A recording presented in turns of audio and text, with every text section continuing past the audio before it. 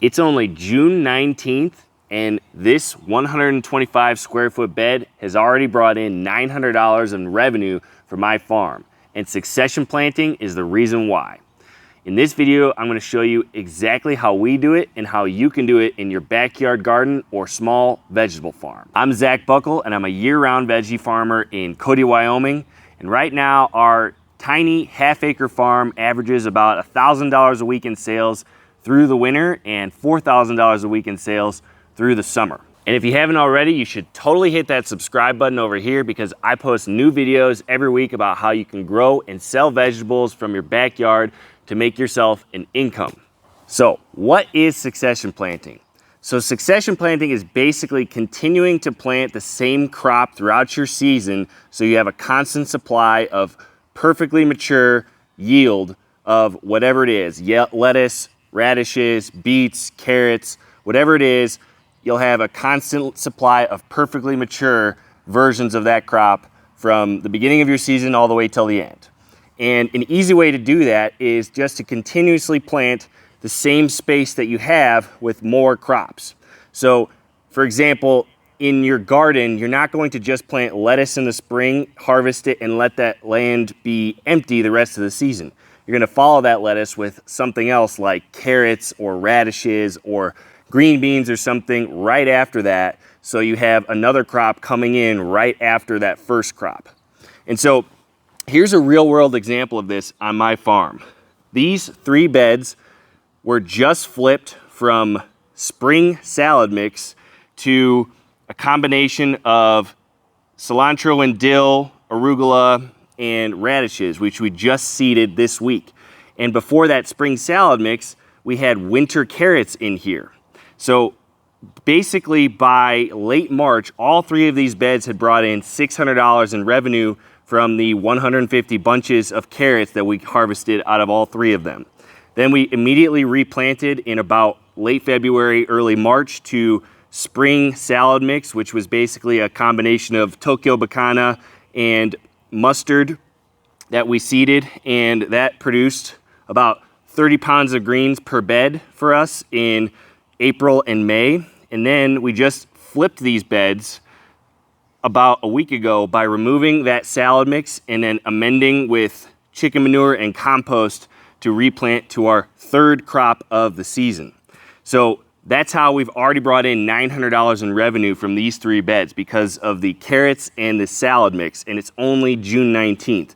So we have time to probably fit at least another 2 crops in this space by the end of this year. So if you're new to growing food, this whole concept can be a little bit overwhelming. So here's how I keep it really simple on my farm and how you can do the same thing. I just focus on 2 things to keep the successions constant and keeping my business profitable.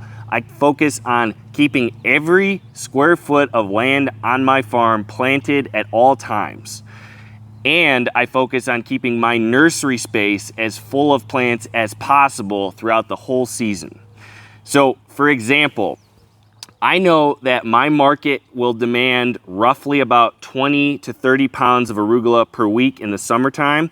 So I know I need to plant about 1 50-foot bed of arugula every single week. So whatever beds we have open from the previous bed flipping, I'll scan the whole farm and just decide where I wanted to seed arugula for that week. So right here, you're looking at 2 successions of arugula. This one is almost ready. Next week, it'll be totally ready. This one is about a week behind. And so I just keep it really simple, and I know what my weekly inputs need to be for stuff like arugula. And I use the same concept for stuff like carrots, beets, radishes, cilantro, dill, all of the crops that we need a constant supply of, and they mature in about 60 days or less. And I do the same thing in our nursery too. So having plants that are already started makes this whole process move a lot faster. So for example, with cilantro and dill, we're seeding that in our nursery about every 2 weeks because I know I need a new bed of cilantro and dill about every 2 weeks because our market demands that. That's the part that will take you some time to figure out exactly what your market demands. So you're not going to be perfect on that overnight, but the idea is keeping both of those two spaces as full of sellable crops as possible throughout your whole season. And it makes it a whole lot simpler than a complicated plan that you make in January that you're trying to keep to a T throughout the entire season. Farming is super unpredictable. There are so many things that change throughout the season. So I don't really like having a complicated plan in the wintertime that I make, because it almost never happens that way. I like my plan to be fairly flexible. I have an idea of what my weekly inputs need to be to keep my business running, and I just focus on keeping the land planted with sellable crops all season long, because at the end of the day, this is a business, so we're growing food to sell. So all I need to focus on is keeping every bed in this greenhouse and every other greenhouse and field space on the farm planted with food from the beginning of my growing season all the way to the end. And in a greenhouse, we're doing that even longer. So if you're watching this and you're like, Zach, that sounds cool, but I have no idea when to plant all this stuff. Well, what I do is I use an annual planting schedule for my farm where I know the beginning and end dates that I can seed every single crop on the farm. And I just check that list every single week to find out whether or not I have time to seed that crop and get it to mature in my climate. So if you're interested in creating a customized version for your climate, you can grab my free annual planting schedule at the free Backyard Farm launch pad below. In that, it'll walk you through how to find your frost dates and plug those dates into a calendar that will give you the beginning and end dates for your climate for about 30 different crops. Plus, there's a list of my favorite high profit crops, the yields you're likely to get, the revenues you're likely to get. There's an example of a 1/4 acre crop plan that you could use to model for your own property.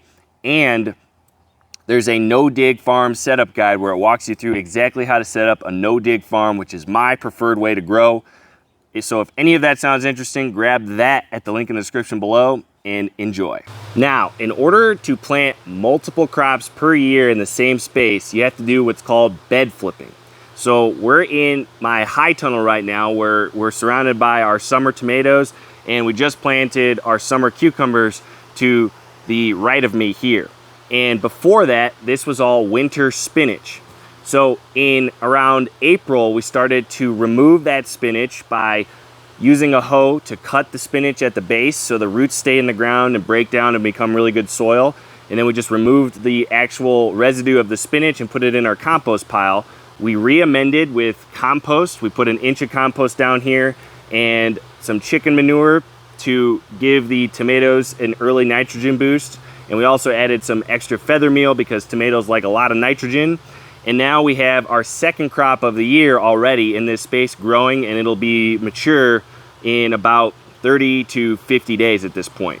So bed flipping is the key to making this succession planting strategy work. And when you have crops like spinach or lettuce, those are the kinds of crops you are going to have to remove the residue in general to replant to another crop. But when you have stuff like radishes, carrots, beets, all you have to do is harvest those because they're root crops. It'll pretty much be bare. Then you just need to amend it with more food for the soil and then replant to a second or third crop or however many crops you could fit in your season. And you basically just rinse and repeat this process throughout all of your land on your farm. So you're either amending and reseeding to another crop or you're transplanting starts that you've already started in your nursery. So this is where the assembly line of food concept comes in, and each square foot of your land becomes an assembly line of food because you're not just producing one crop, you're producing 2, 3, 4, 5, whatever your season allows. Now, when you're trying to make the decisions of where you're gonna plant your weekly successions of arugula, radishes, lettuce, beets, whatever it is, it can be a little overwhelming when you're on the ground level like this and all you see is an ocean of plants. You don't really easily see where the beds are ready to be flipped or what beds are open or what beds can be planted. So a trick that I like to use to make the decision making really easy is I create a Google Doc of a map of my entire farm where I basically just make each bed a cell on that Google Doc, and I constantly update it every single week with what has been planted, what date, and I color code it to the crops that are growing as green, then the crops that are almost ready to be flipped as red, and then beds that are prepped and open as brown. So I just have a really easy bird's eye view of the entire farm, and I know which beds can be flipped and where I can put my next successions of crops. And I just look at that every single week and make the decision on how many beds we're going to be able to plant of whatever crops that we need. And on average, throughout the year, we have about 5 to 10 beds that are flipped every single week. So that's basically how I do it. And you could do that on a garden scale just as easily, probably a lot easier than a farm like this. So I just keep a bird's eye view map of this whole farm on a Google Doc that I can update. I can use it on my phone. So when I'm on the farm, I could just look at that map, make my decisions on where we're going to put the final seeds or transplants for the next succession, and go from there. Now here's one last tip to make this whole system work better every single year. It's boring, it's not very fun, but it really makes a difference in the long-term scheme of things. And that's record keeping. So you really want to be keeping some kind of Excel document or garden journal where you're recording every date that you plant something and when you harvest it. And you might not even need to do this every year for the next decade, but you need to do it for the first couple years of you doing this so you get an idea of how long it takes for a certain crop to mature at a certain time of year in your climate, because all of that information is going to be customized to your microclimate.